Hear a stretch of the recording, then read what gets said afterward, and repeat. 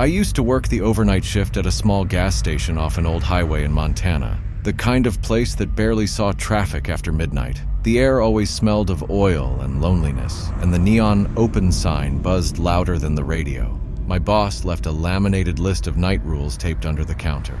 It was old and yellowed, but the first line always stood out. If someone comes in but doesn't cast a shadow, don't speak to them. I laughed the first night I read it, assuming it was some creepy inside joke from the previous employee.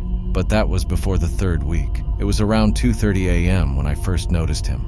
A man standing at pump 3, just outside the light's reach. He wasn't moving, just staring at the store. The camera feed above the counter was glitching, static, every few seconds. When I looked up again, he was gone. A few minutes later, the door chime rang. I didn't even see him enter. He was just there suddenly, standing by the fridge section. His clothes were soaked like he'd been caught in rain, only it hadn't rained in weeks.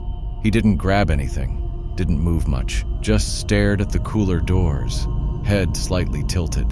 That's when I noticed it. Under the flickering ceiling light, his reflection showed up, but not his shadow. I froze. My breath caught in my throat. Then the man turned toward me, slow, deliberate. His eyes were open too wide, like he hadn't blinked in hours. He said, almost politely, "You should turn off the sign." I glanced behind me. The open sign was buzzing like it was about to burst. I didn't move. He took one step forward, then another. Finally, I stammered, "Sir, I can't help you." The lights went out. Everything. The hum of the fridge, the radio, even the clock went silent. When they flickered back on a second later, he was gone. The door hadn't opened. No footprints on the floor. But there, in front of the cooler, was a puddle of rainwater and the faint outline of a boot print. The next morning, my boss called. He sounded shaken. He asked if I'd seen anyone overnight.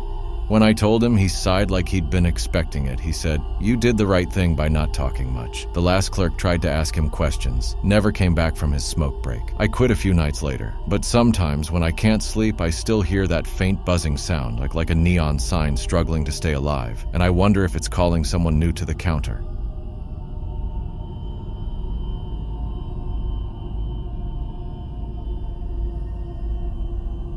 I used to work nights at a small private hospital, mostly caring for elderly patients. It wasn't glamorous, but it was steady. The place had this weird stillness after midnight, like the walls themselves were holding their breath. My rounds usually started at 1 a.m. The hallway lights dimmed automatically, and the only sound was the beeping of monitors and the shuffle of slippers from restless patients. One night, I noticed something off. Room 306's call light was on, solid red, but the patient in that room, Mrs. Thornton, had passed away earlier that day. I figured it was a system glitch. Still, protocol said I had to check. When I walked in, the air felt wrong, cold, still, like I'd stepped into a freezer. Her bed was neatly made, but on the nightstand, the water glass had condensation, like someone had just been drinking from it. I turned to leave when I heard movement behind me. The sheets rustled. I spun around. The bed was slightly sunken, as if someone invisible had just sat down. My whole body froze. Then, out of nowhere, the heart monitor, which wasn't even plugged in, beeped once, then twice. I backed out of the room, my flashlight trembling. The hallway looked longer than usual, stretched in the dim light. When I finally reached the nurse's station, I told the charge nurse, Dana, what happened. She looked at me like she'd seen a ghost herself. Then she said quietly, "You saw her, didn't you?" Apparently, Room 306 used to be the private suite for a nurse named Evelyn, back when the hospital was a hospice facility. She was known for staying late with dying patients, even off the clock. One night, she never clocked out. They found her in that same room, collapsed at the bedside of a patient who had just passed. Since then, every few months, the call light goes off for 306, always after a death. A few nights later, it happened again. Red light glowing in the dark hallway.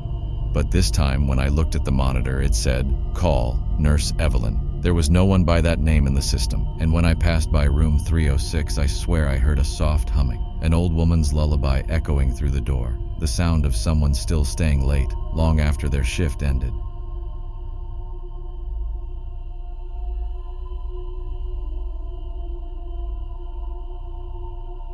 I worked as a night security guard for a small corporate building downtown. The job was simple. Sit in the booth, monitor 8 CCTV screens, log any movement, and occasionally walk the hallways. Most nights were so quiet you could hear the hum of the fluorescent lights over your own breathing. But around the third month, I started noticing something strange. Camera 4, the one pointing down the main hallway, would flicker every night between 2:40 and 2:50 a.m., always the same time. At first, I figured it was a wiring issue, but one night, I caught something through that static, a faint, human-shaped blur moving past the vending machines. The problem? The motion sensor down that hallway never went off. I decided to check it out in person. The hallway was empty, the air heavier than usual. The vending machine lights buzzed softly, but something about the mirror-like floor caught my eye. A pair of faint, wet footprints, like someone had walked through water barefoot. They led toward the stairwell. When I followed, I noticed the security door, which required a key card, was slightly open. No one else had access except me. Down the stairwell, I could hear something faint, a whisper, not words, just a low, dragging sound, like fabric brushing against concrete. Then, the stairwell lights flickered, and for half a second, I saw her, a woman in a hospital gown. Long hair sticking to her face, moving down the next flight, then gone. I bolted back upstairs and locked myself in the booth. Checked the feeds again. Camera 4 was pure static now. I switched to camera 7, the one near the basement hallway where the old archives were stored. Through the distortion, I saw movement again. She was standing at the end of the hall, just under the exit sign. Her head slowly tilted toward the camera. The feed cut out. The next morning, I reported the glitch. The building manager looked uneasy and said quietly, "You weren't the first to see that." Apparently years ago, before the company bought the place, it used to be a psychiatric clinic. One of the patients had jumped from the stairwell after being left unattended at night. And the time she died? 2:47 a.m. Now, every time I see that camera flicker on the monitor, I mute the feed and look away, because the one time I didn't, I swear she smiled directly into the lens.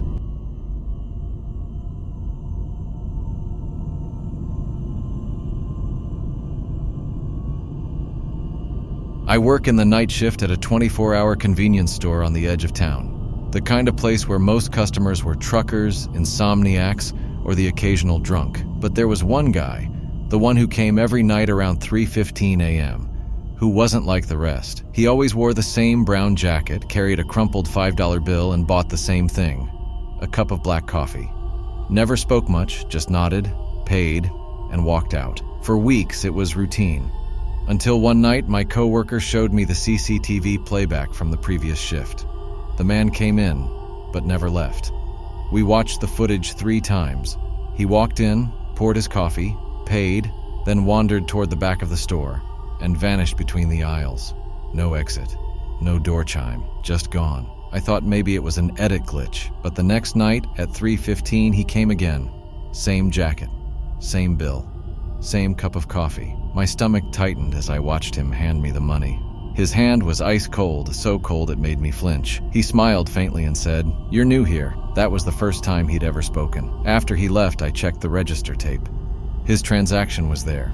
Exact time, exact total. But when I checked the drawer, the $5 bill was damp, faded, like it had been pulled from water. Later that week, I told my boss. She stared at me for a long time and said quietly, "Don't engage with him." Then she pulled something from her drawer, an old photo. It was a still frame from 2010, showing the same man, same jacket, same face, standing in the same aisle. He died in a car crash outside the store that year, 3:15 a.m., coming home from a late shift.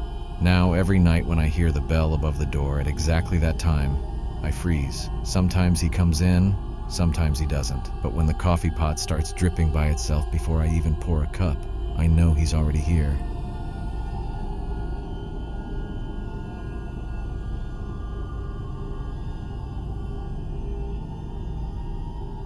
I worked the front desk at a small roadside motel just off Route 46, the kind of place where people only stopped because they were too tired to drive further. It had 12 rooms, 1 buzzing vending machine, and a lobby that always smelled faintly of bleach and cigarette smoke. My shift ran from 10 p.m. to 6 a.m., and it was dead quiet most nights, until one evening when a man checked in around 2 a.m. He was older, pale, wearing a wrinkled suit, and spoke in this slow, trembling voice. He asked for room 9 specifically. I told him it was already taken, but he just smiled and said softly, "No, it's waiting for me." He paid in cash. I gave him room 11 instead, but 30 minutes later, I noticed the room 9 key missing from the wall hook. When I checked the logs, no one had taken it. I called out through the intercom. Nothing. The halls were silent except for the hum of the old soda machine. Out of habit, I checked the camera feed. The monitor showed a single door open. Room 9. Light flickering inside. The guest from earlier was standing in the doorway, staring directly at the camera. He wasn't moving, wasn't blinking, just staring. I went down the hall with my flashlight. The door to room 9 was cracked open, and I could smell something damp, metallic, like rain and rust mixed together. When I nudged the door open, the room was empty. The sheets were still tucked, no luggage, no sound, but the bathroom light was on. I walked closer, calling out, "Sir?" The mirror was fogged up, and written across it, in perfect handwriting, were the words, "Finally home." I turned to leave and froze, because in the reflection, the shower curtain was slightly pulled back. A figure was standing behind it. When I spun around, there was nothing there. The next morning, I told the manager. He went pale. He said room 9 hadn't been rented out in 5 years, ever since a man in a suit was found there, having taken his own life. That night, the key for room 9 reappeared on the hook. Still damp, I quit that week. But sometimes, when I drive down Route 46 and glance at the motel's neon sign, room 9's light is always the only one still on.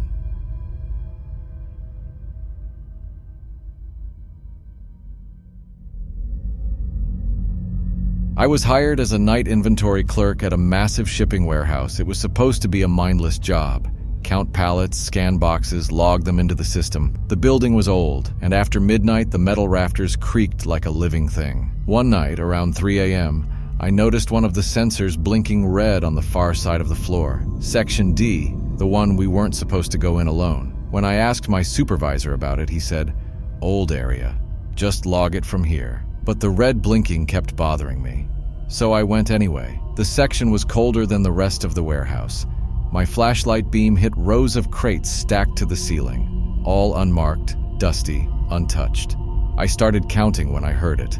A dragging sound, like something heavy being pulled across the floor just behind the shelves.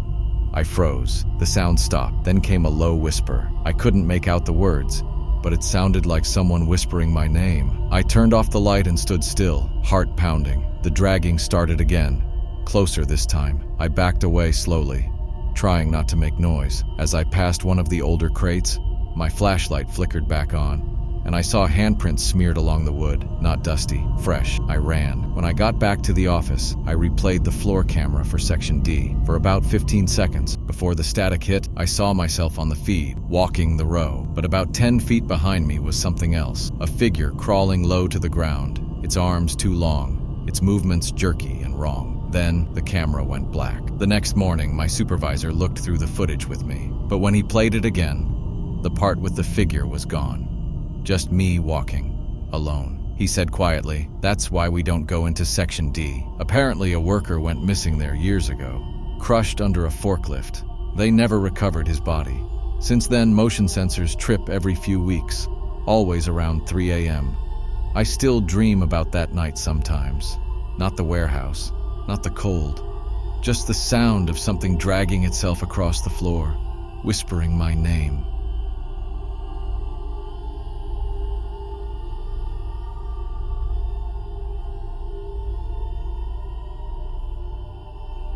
Back in college, I worked nights as a campus janitor to pay rent. It wasn't bad, just me, a mop, and an old building that seemed to breathe when it was quiet. One night, my keyring was missing one tag, the basement closet key. That was weird because no one ever used that room. It was mostly old maintenance stuff, broken furniture, cleaning chemicals. When I went to check, the door was slightly open. A faint light flickered inside. The room smelled like bleach and damp wood. Everything was normal at first, until I noticed the corner. There was a chair facing the wall, and someone had scratched dozens of small X marks into the paint, one on top of another. Next to the chair was an old walkie-talkie hissing with faint static. I picked it up. A voice came through, so faint I thought I imagined it. "You're not supposed to be here." I dropped it instantly and ran upstairs. When I told the head custodian, he just sighed. Said, "You didn't go into the old wing, did you?" Apparently that closet used to belong to a janitor named Howard. He'd worked there for 25 years. Until one night he never clocked out. They found his keys and mop, but no trace of him. He used to complain about voices coming through the walkie-talkies at night. Maintenance blamed interference from the campus radio tower.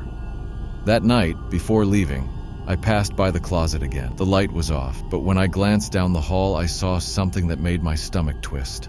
A faint, flickering glow through the crack of the door. And from inside, the muffled sound of a man breathing hard, like he'd been working for hours. I quit a week later. But sometimes when I walk past the old building, I still hear the hiss of static and the faint scrape of a mop moving back and forth behind the locked door.